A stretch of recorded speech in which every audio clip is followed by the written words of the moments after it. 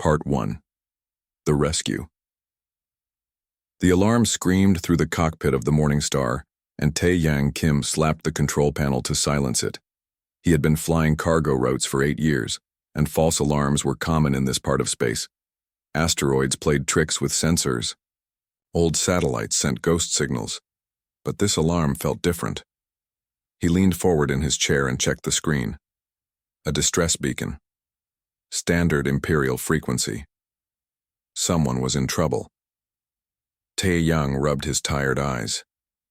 He was 3 days behind schedule already. The mining colony on Vesper Station was waiting for medical supplies, and every day of delay meant someone might die. But a distress call was a distress call. Space law was clear, and more importantly, his conscience was clear. He couldn't ignore it. He changed course toward the signal. The asteroid field loomed ahead like a wall of spinning rock. His freighter was old but reliable, and Tae-Yang had flown through worse. He switched to manual controls. The automated systems were good, but nothing beat human hands when threading through tight spaces. His fingers danced across the controls as he weaved between tumbling asteroids the size of buildings. The signal grew stronger. Then he saw it, an escape pod, battered and dark, wedged between 2 asteroids. Scorch marks covered its hull. Whoever had been inside had gone through hell. The pod's emergency lights flickered weakly. Tae-Yang brought his ship alongside and extended the docking arm. Metal clanged against metal as he secured the pod. He ran to the airlock, his heart pounding. The pod's door was jammed. He grabbed a crowbar from his tool locker and forced it open. Inside, slumped against the wall, was a woman. She wore robes that must have been beautiful once. Now they were torn and stained with blood. Her black hair fell across her face. She wasn't moving. Tae-Yang dropped to his knees beside her and checked her pulse. Weak but present. He carefully moved her hair aside and saw her face. Young, maybe mid-20s. Her skin was pale, too pale. She was dying. He lifted her as gently as he could and carried her to his ship's medical bay. It wasn't much, just a converted storage room with a medical bed and some equipment he'd picked up over the years, but it would have to do. Tae-Yang laid her down and started working. His hands moved on instinct, muscle memory from his years as a field medic in Earth's colonial defense force. That felt like another lifetime ago, but the training stayed with him. She had a deep wound in her side. Something had torn through her robes and cut into her flesh. He grabbed antiseptic and clean cloth. The ship's medical scanner beeped uselessly. It was designed for humans, and she was clearly not human. Her biology was close enough to confuse the machine, but different enough to make it worthless. So Tae-Yang did what humans did best. He improvised. He cleaned the wound with steady hands.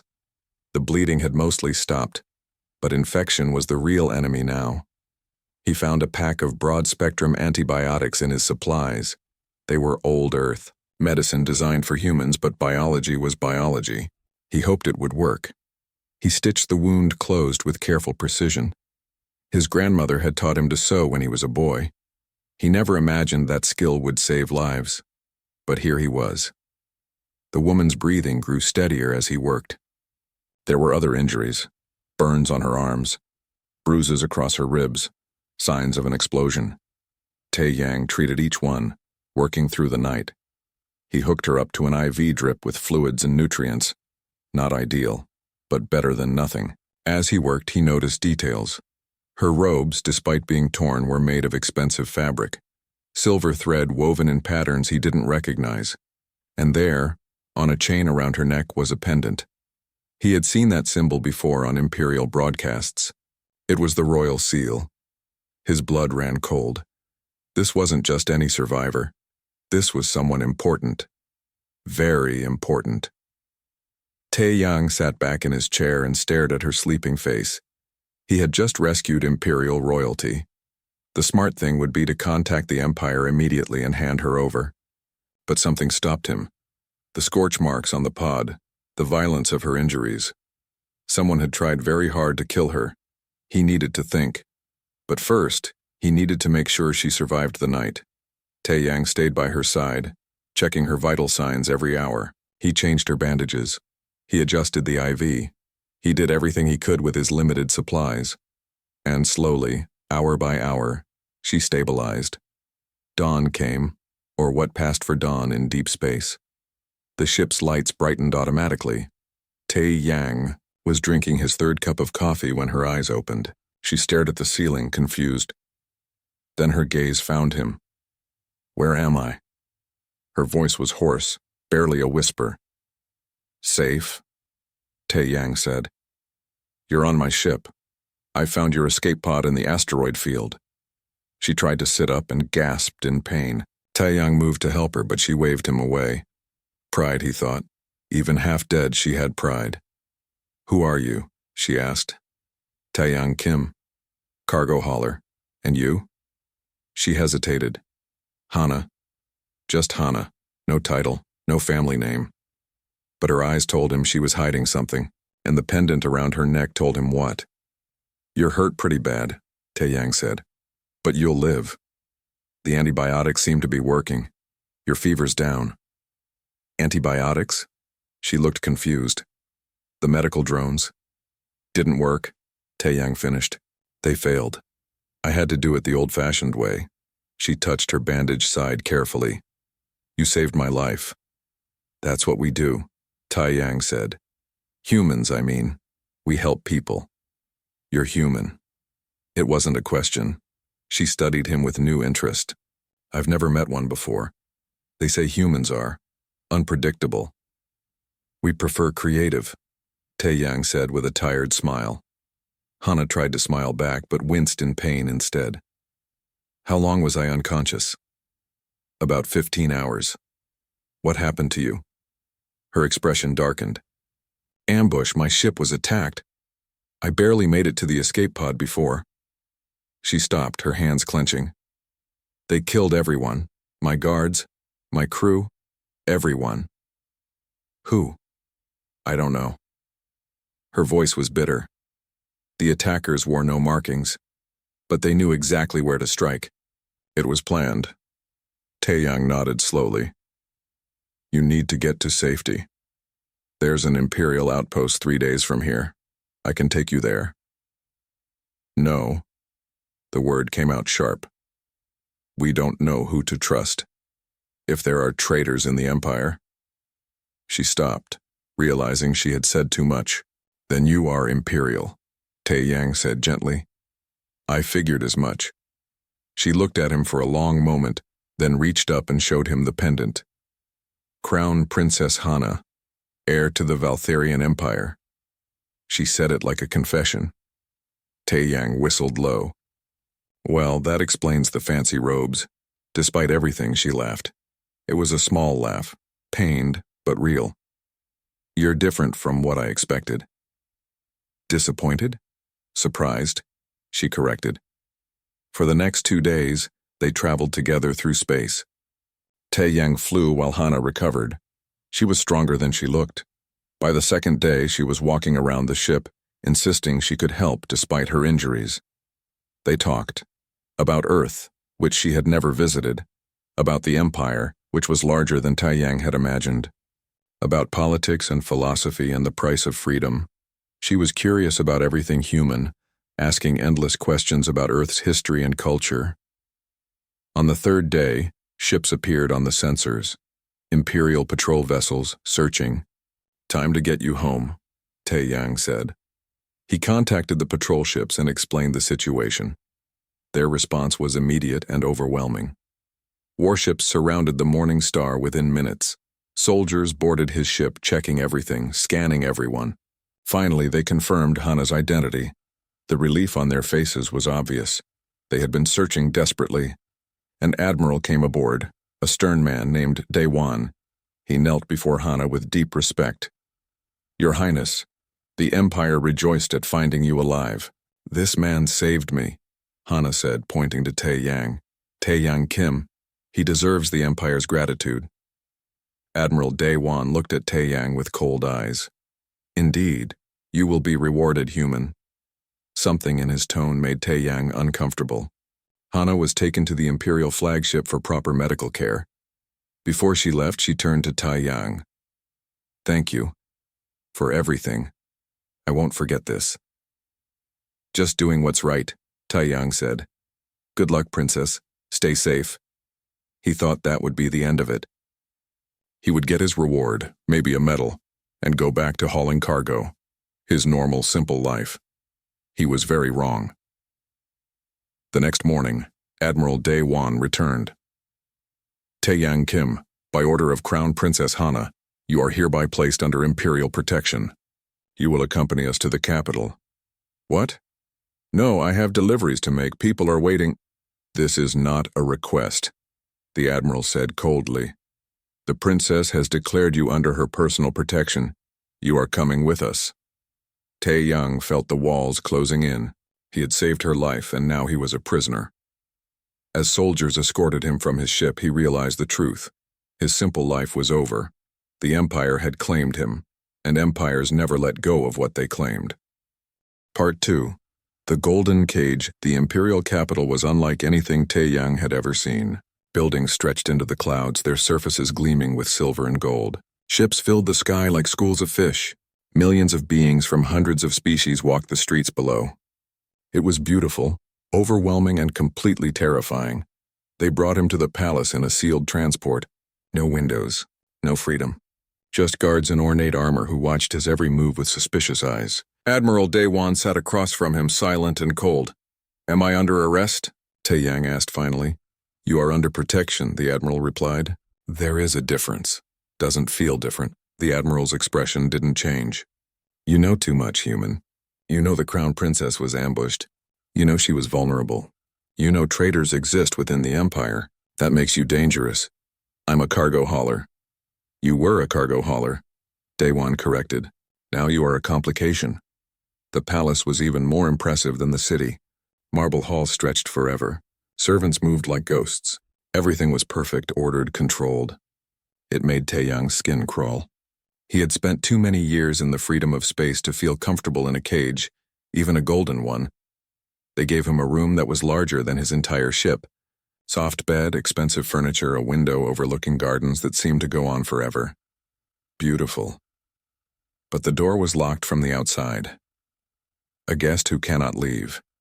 Taeyang muttered to himself. That's called a prisoner where I come from. Days passed slowly. Servants brought him food he couldn't pronounce. Guards stood outside his door. No one would answer his questions. He was trapped, and no one cared about his deliveries rotting in space or the miners waiting for medicine.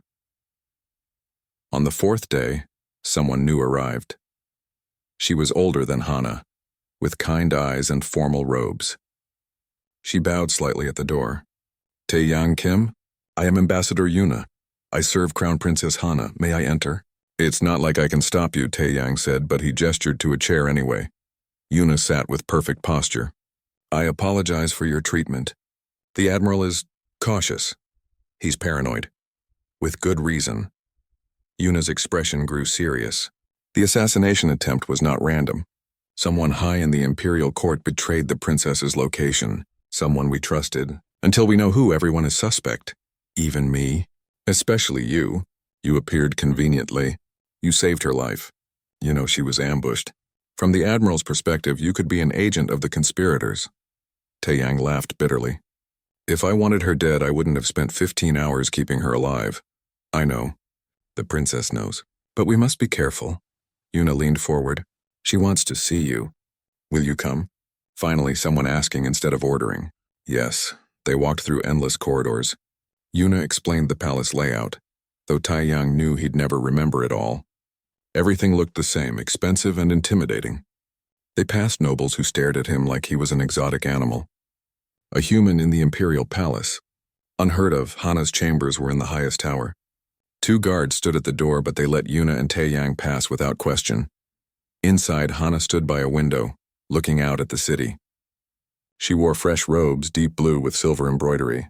Her injuries had healed, though Taeyang noticed she still moved carefully. She turned when they entered and smiled.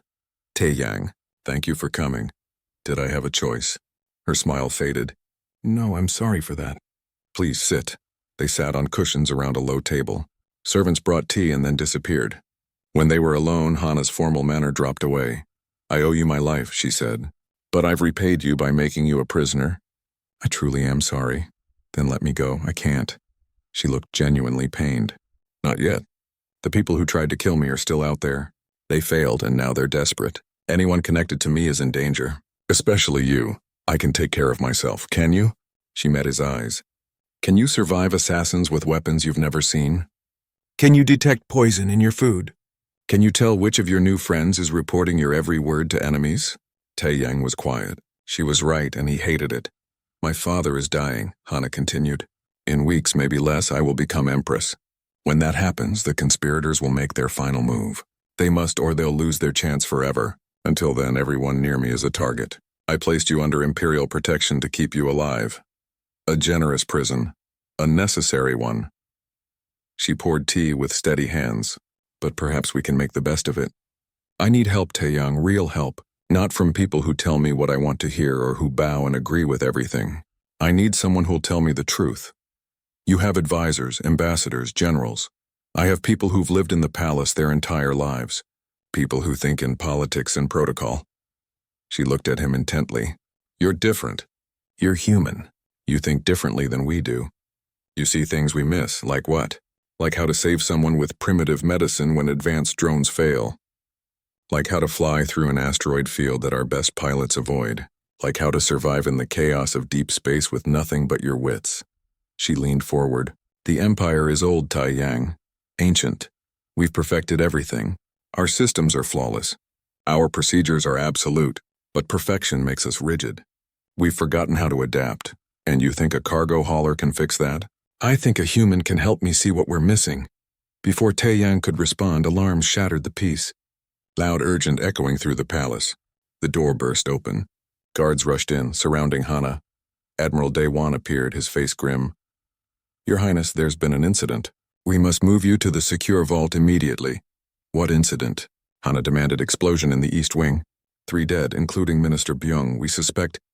He stopped, looking at Tae-Yang. We should speak privately. He stays, Hana said firmly. Tell me. The Admiral's jaw clenched, but he obeyed. We believe it was an assassination attempt. The minister was killed in his chambers. But we found evidence the real target was someone else.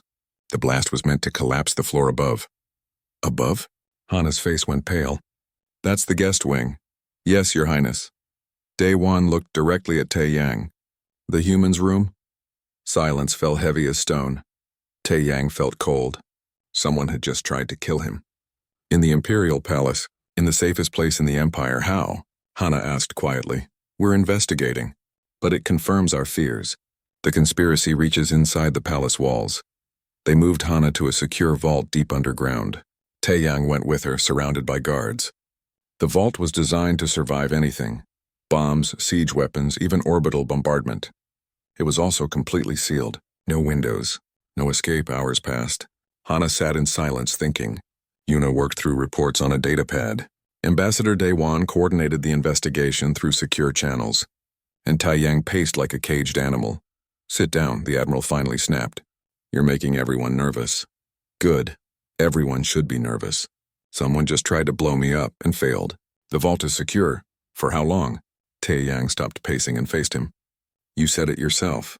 The conspiracy is inside the palace. Someone here betrayed us. Someone who knows the security systems. Someone who could probably get into this vault if they really wanted. Impossible. The vault requires 3 separate authorizations. Which 3 people can provide? Tae-Yang interrupted. People you trust. But can you, really? Someone trusted betrayed the princess's location before. How do you know they won't do it again? The Admiral's hand went to his weapon. Are you accusing me? I'm accusing everyone. Because that's what you should be doing. Enough. Hana's voice cut through the tension.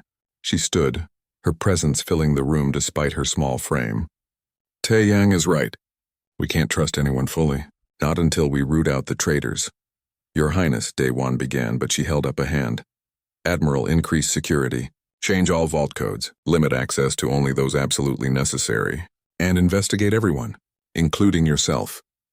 The Admiral bowed stiffly and left. When they were alone, Hana turned to Tae-Yang. You were a soldier once. Yuna found your records, a long time ago, but you remember. How did you find enemy agents in your ranks? Taeyang thought back to those dark days on colony worlds torn by war. We looked for patterns. Who benefited? Who had opportunity? Who acted strange? He met her eyes. And we didn't trust anyone completely. Not even allies. Especially not allies. The enemy can't hurt you if you never let them close, but someone close, someone trusted, they can destroy everything. Hana nodded slowly. Then we trust no one, except each other, she said. I saved your life by bringing you here. You saved mine in that escape pod. Whatever happens, we're in this together now. She held out her hand, palm up, a human gesture she'd learned from him. Taeyang stared at it for a moment, then clasped her hand. Her grip was strong despite her injuries. Together, he agreed. But I want something in return. Name it. When this is over, when we find who's behind this, I want my freedom back. My ship, my life. Hana smiled sadly. If we survive, you'll have it. You have my word. They spent 3 days in the vault. 3 days while the investigation continued above. 3 days of reports, interrogations, and dead ends. The conspirators had covered their tracks well. On the 4th day, they found something. Part 3, the human consultant, the emperor died at sunset. By dawn, Hana wore the crown. The ceremony was brief, attended only by the highest members of court. War was coming. Everyone knew it. Lord Siwan's arrest had been the spark. Now fires burned across the empire as his supporters revealed themselves. Planets declared independence. Fleets went silent. The conspirators weren't hiding anymore. Taeyang watched the coronation from the back of the chamber, uncomfortable in formal clothes they'd forced him to wear. He didn't belong here among nobles and generals. But Empress Hana had insisted. When the crown touched her head, she didn't look afraid. She looked determined. Her first act as empress was controversial. She turned to Taeyang and spoke loudly enough for everyone to hear. Taeyang Kim of Earth, you saved my life when others failed. You showed wisdom when I needed guidance. I hereby appoint you special imperial consultant. You will have access to all intelligence. You will advise me directly, and you will help me end this conspiracy before it destroys everything we've built. The court erupted in whispers. A human, a consultant? Unthinkable. Admiral Daewon looked like he'd swallowed poison. But he said nothing. The Empress had spoken. Later, in a private meeting room, Daewon made his feelings clear. This is madness, Your Majesty. He's not trained. Not educated in our ways. He's a cargo hauler. He's an outsider, Hana corrected. Which is exactly what we need. I must protest. Noted. Hana's voice was ice. Now show Consultant Kim the intelligence reports. All of them.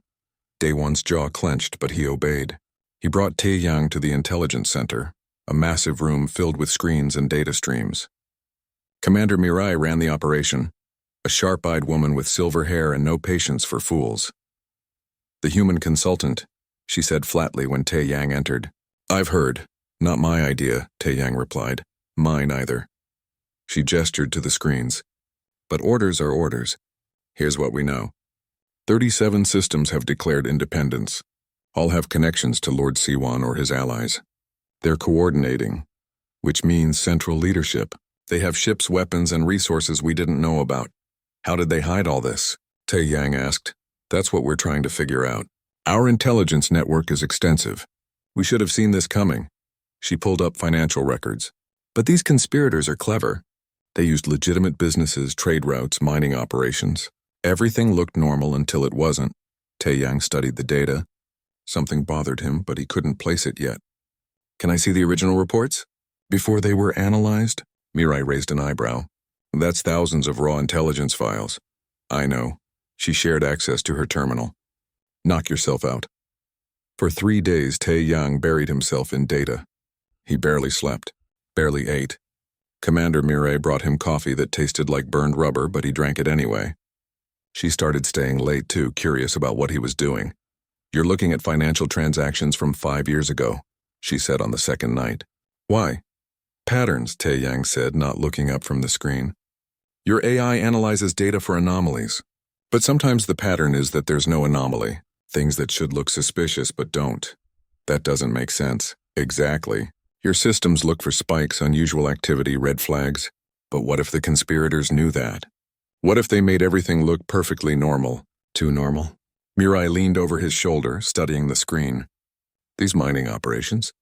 They report consistent production. Perfect consistency. Nothing in real life is perfectly consistent, Tae-Yang said. Weather changes. Equipment breaks. Workers get sick. There should be variation. But these reports? He pointed. Same numbers month after month. Someone's filing fake reports. Because they're not really mining, Mirai said slowly. They're building something. Ships, weapons? Both, probably. They spent the rest of the night cross-referencing every operation with 2 perfect records. By morning, they had a list. 47 sites across the empire, all reporting impossible consistency. All connected through shell companies to Lord Siwan's network. Hana listened to their report in the war room, surrounded by advisors. Ambassador Yuna stood at her right hand taking notes. Admiral Daewon stood at her left, looking less hostile toward Tae-Yang than before. Progress, maybe. 47 sites, Hana repeated. That's significant industrial capacity. Enough to build a fleet, Daewon said grimly. If they've been at this for 5 years, they could match our numbers, Yuna finished. We need to raid these sites, Mirai said. Gather evidence, seize assets, and tip them off that we know, Tae-Yang countered. They'll scatter, move operations. We'll be back to square one. So what do you suggest? Daewon asked. For once he sounded genuinely curious rather than hostile. Tae-Yang thought about his years as a soldier, fighting guerrillas on colony worlds. We don't raid them. We watch them, see where they lead, who they contact, build a complete picture of their network. That takes time, Mirai said. Time we might not have, and rushing in blind costs lives. Trust me, I've seen it happen. Hana considered for a long moment. We do both. Watch most of the sites, but raid a few. Make it look like we found them by accident. See how they react. It was a good compromise. Smart. Tae-Yang was impressed. They executed the plan over the next 2 weeks. Imperial forces raided 3 sites, finding exactly what they expected. Weapons factories, shipyards, supply depots. All illegal. All hidden. The conspirators panicked, just as hoped. They started moving assets, changing communication patterns, and Mirai's surveillance teams watched everything. The network emerged like a picture developing in a darkroom. Names, places, connections. The conspiracy was even larger than they'd feared. It reached into every level of imperial society. Military officers, government officials, business leaders, even some of Hana's own advisors. This isn't just about removing you, Tae-Yang said, studying the network map. This is about reshaping the entire empire. Revolution, Hana said quietly. They were alone in her study late at night. She looked tired. The crown was heavy, and she'd only been wearing it for weeks. My father ruled for 60 years, she continued. He brought stability, peace, prosperity. But he was also rigid, unwilling to change. The empire has problems, inequality, corruption, systems that benefit the old families while everyone else struggles. She looked at Tae-Yang. Lord Siwan isn't wrong about that, but he's wrong about the solution, is he? Violence worked for your species. Earth's history is full of revolutions, and full of the blood they cost, Tae-Yang said. Yeah, sometimes revolution is necessary. But it's always terrible, always. The people who start them rarely survive them, and what comes after isn't always better. So what's the alternative? Change from within, reform. Give people what they need before they feel desperate enough to burn everything down. Hana smiled sadly. You sound like an idealist. I sound like someone who's seen what war does to normal people. The miners waiting for medicine I was supposed to deliver? They don't care about politics. They just want to survive. But if this turns into a full civil war, they'll be drafted, forced to fight, killed for causes they don't believe in. You think we can avoid war? I think we have to try. Before Hana could respond, Commander Mirai burst through the door. No knock, no announcement. Her face was urgent. Your Majesty, we have a problem. A big one. She activated a holographic display. It showed a star map with dozens of ships converging on a single point. The conspirators are mobilizing. All of them. Every fleet we've been tracking. They're gathering at the Kalara system. Why Kalara? Daewon asked, joining them. He must have been in the outer room, guarding as always. It's a trade hub, Yuna said, appearing beside him, strategically located. If they control Kalara, they control access to 15 systems.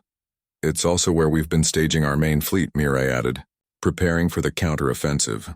Understanding hit Taeyang like cold water. It's a trap. They're not gathering to defend Kalara. They're gathering to attack our fleet while it's vulnerable. When? Hana demanded. 72 hours, we estimate. Maybe less. The room fell silent. This was it. The decisive moment. If the conspirators destroyed the Imperial fleet, they could win the war before it truly started. We need to evacuate, Daewon said. Pull our forces back, regroup, and abandon Kalara system? Yuna shook her head. That's billions of civilians, and it makes us look weak. Other systems will defect. Then we reinforce, Mirai said. Send everything we have. Meet them head on, which is what they expect, Taeyang said.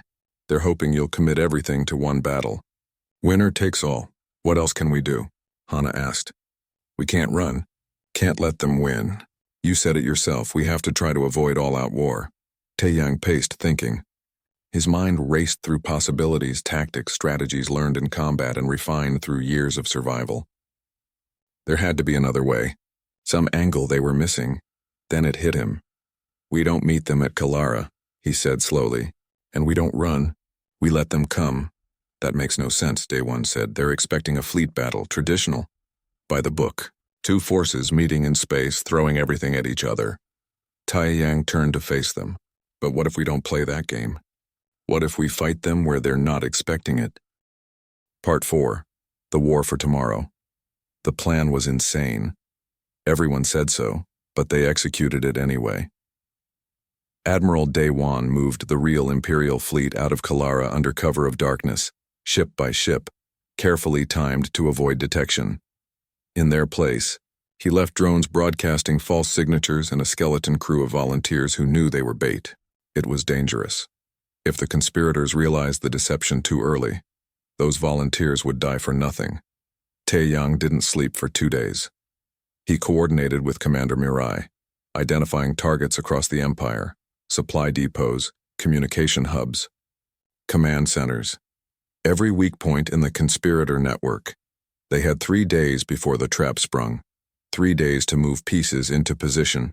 Empress Hana addressed the Empire from the palace, broadcast to every world. She looked regal in her crown, but her words were simple and direct. My people, I will not lie to you. We face a crisis. Those who would divide us have revealed themselves. They speak of reform, but offer only violence. They claim to represent you, but they speak for no one but themselves. I am young. I know this. My reign has barely begun, but I promise you this. I hear your grievances. I will make changes, real changes. But we will do so together, through law and justice, not through bloodshed. Stand with me. Trust me. Give me time to prove myself. It was a good speech. Whether anyone believed it remained to be seen. On the 3rd day, the conspirator fleet arrived at Kalara. Taeyang watched from the command center on the flagship. Screens showed the approaching ships, hundreds of them, bristling with weapons. Lord Saiwan led them personally, his command ship at the center of the formation. They came in confident, expecting victory. The fake Imperial fleet waited, apparently unaware of the danger. The drones transmitted normal patrol patterns. The volunteer crews maintained radio silence, playing their part perfectly. Lord Saiwan's fleet moved into attack position. Now, Hana said quietly. Across the Empire, in 50 different systems, Imperial forces struck simultaneously. They hit fast and hard, targeting infrastructure the conspirators thought was safe. Weapons facilities exploded. Supply convoys were seized. Communication arrays went dark. The conspirator fleet at Kalara realized something was wrong when their reports stopped coming in. Lord Siwan tried to contact his various bases and got silence. Static. Nothing. Then the real Imperial fleet revealed itself, dropping out of hyperspace not at Kalara, but at the conspirators' main shipyard, 20 systems away. Admiral Daewon led the assault personally. Without warning, without mercy, they destroyed the facility. Years of secret construction, gone in hours. At Kalara, Lord Saiwan faced a choice: pursue the fake fleet and expose himself, or retreat and try to salvage his operation. He chose retreat. But Taeyang had anticipated that. Small strike teams waited along every major escape route. Not enough to stop the conspirator fleet, but enough to harass them, slow them down, make them bleed. The war that everyone expected to be one massive battle became 100 small ones instead. Tae Yang coordinated everything from the command center, working with Mirai. Map showed friendly and enemy positions across the Empire. Green lights for successful raids, red for complications. The board looked like a constellation constantly shifting. Strike Team 7 reports success, Mirai announced. Supply depot captured intact, and they found something interesting. What? Hana asked, joining them at the display. Records, communications, evidence of outside support. Mirai pulled up the files. The conspirators aren't acting alone. They've been receiving weapons and funding from the Keltharan Consortium. The room went cold. The Keltharan Consortium was a neighboring power, massive and militaristic, if they were involved. This isn't just a civil war, Tae Yang said. It's an invasion. They're using the conspirators to weaken you from inside. Why? Hana demanded. We have peace treaties with the Keltharans. Treaties they apparently don't value, Ambassador Yuna said, reading the files. These communications go back years. The Keltharans have been planning this from the beginning. Day One's face was grim. If the Keltharans invade while we're fighting the conspirators, we lose, Hana finished. They'll carve up the Empire between them. Silence fell heavy. This changed everything. Defeating the conspirators wasn't enough anymore. They had to prepare for a larger threat. Tae Yang studied the map, thinking. How long before the Keltharans can mobilize? Weeks, maybe, Mirai said. They'll wait until we're weaker. Then we end the conspiracy fast. No long campaign. We finish this now. How? Daewon asked. They still have significant forces. Even scattered, they're dangerous. We cut off the head, Tae Yang said. Lord Siwan? We capture him, put him on trial, expose the Keltharan connection. His supporters will lose faith. Many of them think they're fighting for reform, not for foreign invaders. Show them the truth. Siwan's fleet is still massive, Yuna pointed out. Getting to him won't be easy. We don't need to fight his whole fleet. Tae Yang zoomed in on the map, showing Siwan's current position. We just need to get to him, small team. Fast ship, in and out before anyone realizes. A commando raid, Mirai said. It's risky. Everything's risky, but it's faster than conventional warfare. Hana looked at the map for a long moment, then at Tae Yang. You're volunteering. Someone has to, and I have experience with this kind of operation. You were a field medic. I was a soldier first, medic second. I know small unit tactics. I'll lead the team, Daewon said suddenly. Everyone turned to stare at him. The admiral looked uncomfortable but determined. The Empress's consultant is too valuable to risk on a commando raid. With respect, Admiral, Tae Yang said. I'm expendable. You're not. The military needs you. And the Empire needs its Empress to have good advisors, Daewon countered. I've been watching you, human. You think differently. You see things we miss. If you die in some raid, we lose that perspective. I won't let that happen. It might have been the closest thing to a compliment Daewon had ever given him. Both of you are staying here, Hana said firmly. I'll send Commander Mirai with a special operations team. They're trained for exactly this kind of mission. Your Majesty, both men began. That's an order. I need you here, coordinating the larger strategy. Mirai needs field intelligence from us to execute the raid properly. We're more useful here than there. She was right and they both knew it.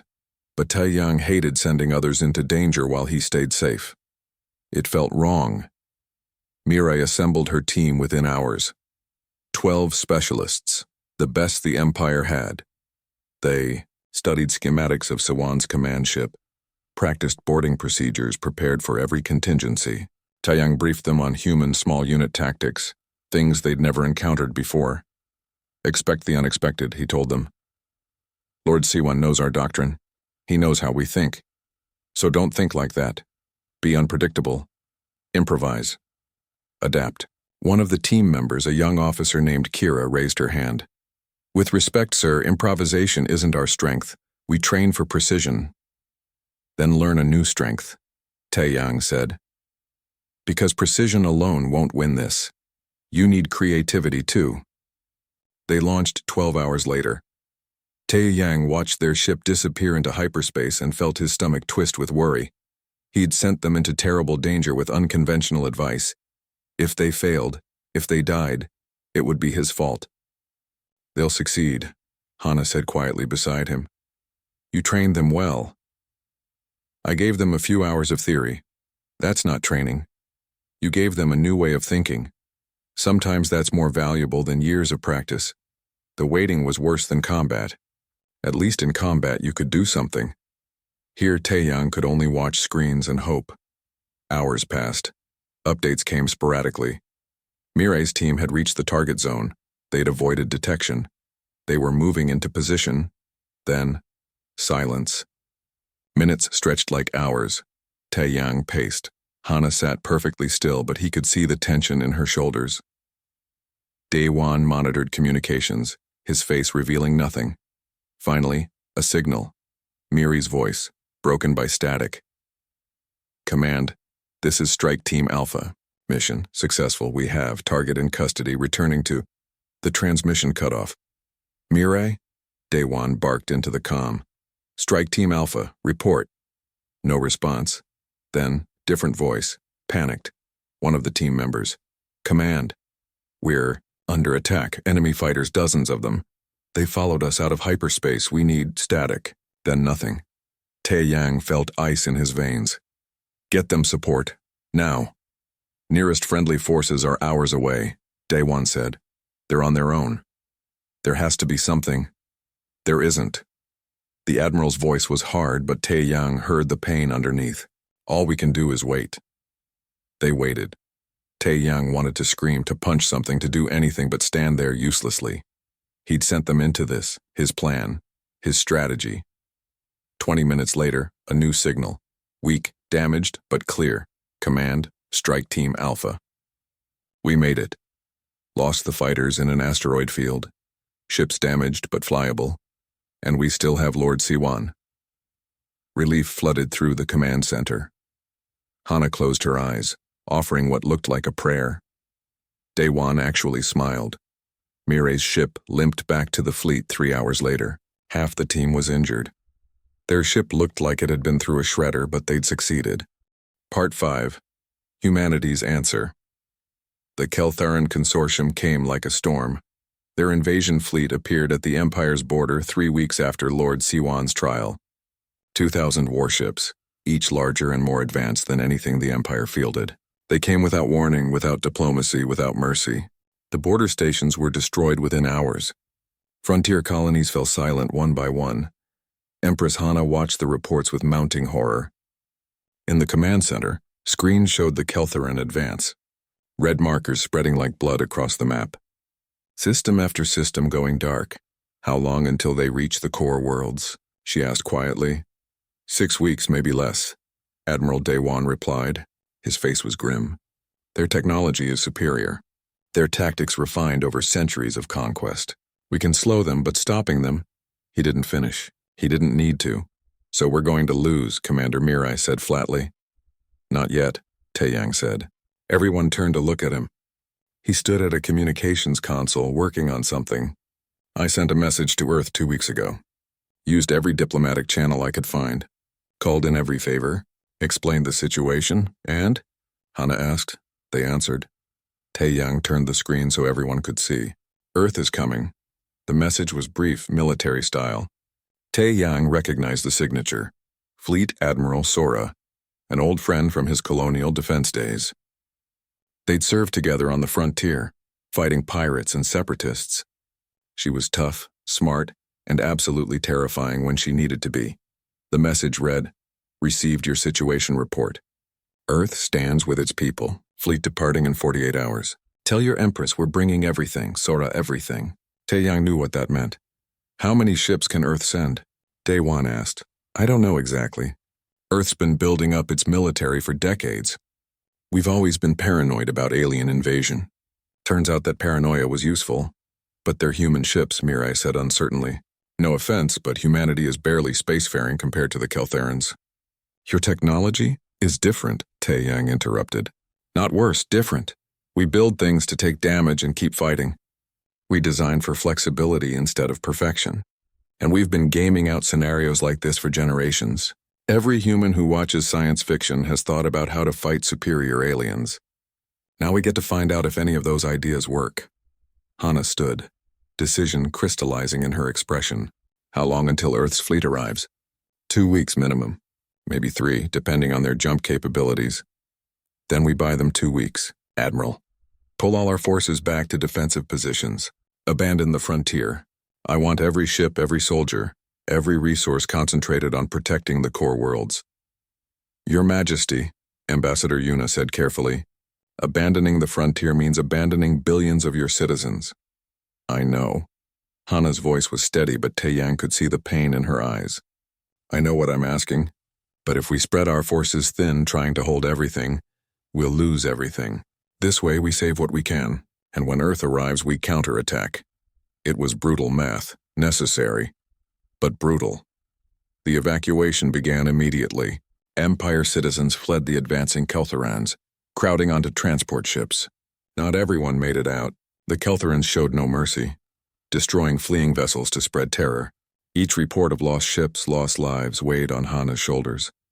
Tae-Yang worked around the clock coordinating with Earth Command, sharing intelligence, planning the joint operation.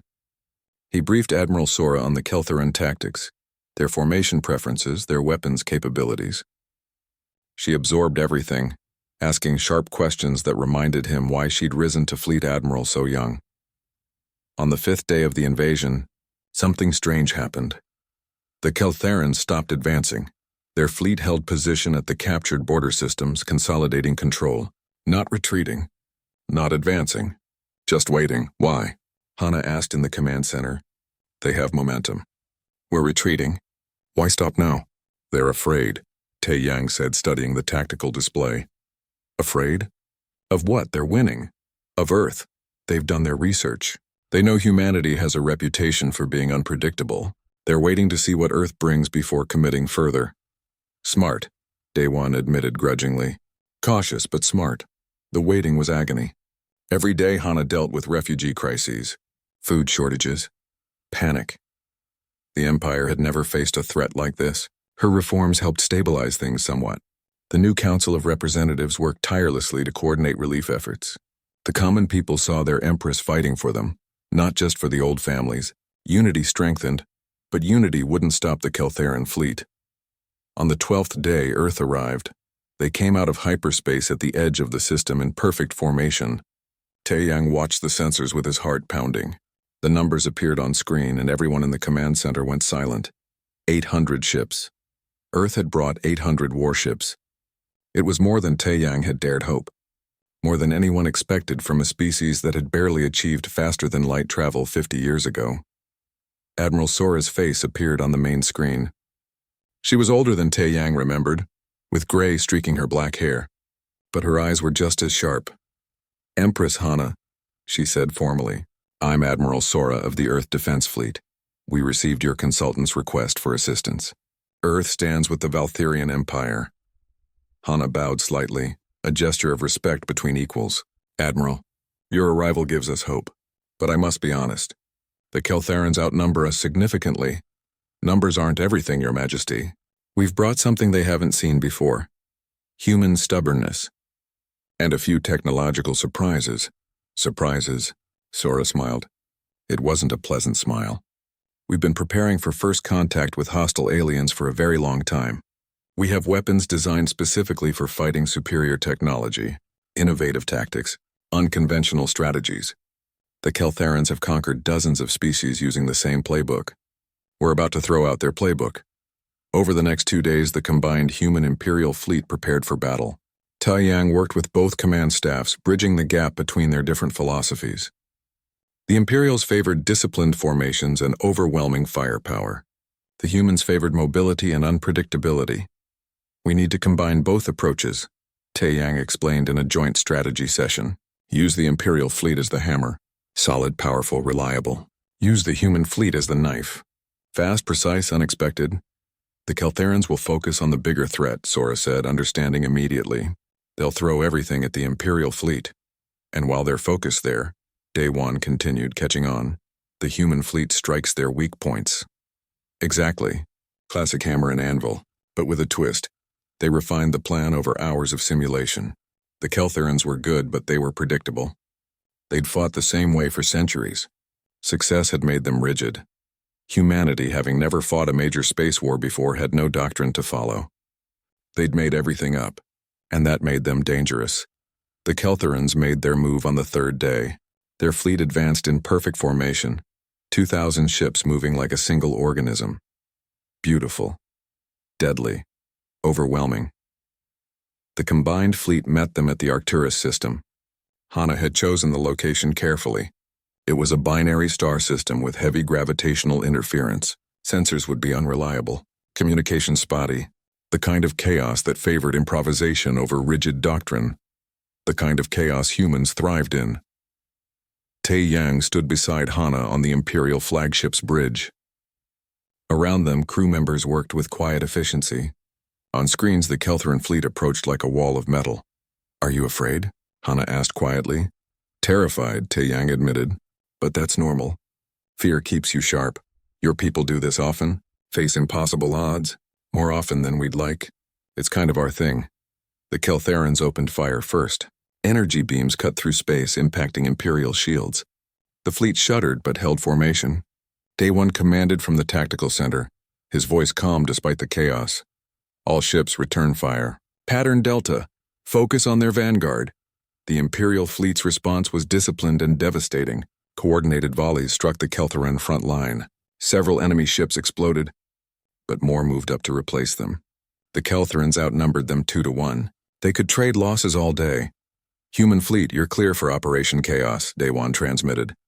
"Acknowledged," Sora responded. "All human ships break formation. Execute individual attack runs. Make them chase you." The human fleet scattered like startled birds. Instead of maintaining formation, each ship went its own direction. The Keltherans, trained to fight organized opponents, didn't know how to respond. Their perfect formation tried to adapt, splitting up to chase multiple targets, and that's when they became vulnerable. Human ships were smaller than Keltheran vessels, but faster and tougher. They'd been designed with Earth's military history in mind. Lessons from aircraft carriers and submarines, tanks and guerrillas. Each ship could take tremendous damage and keep fighting, and their weapons, while not as powerful as Keltheran energy beams, were creative. Kinetic missiles that couldn't be jammed, EMP weapons that disabled shields, nanoswarms that ate through armor.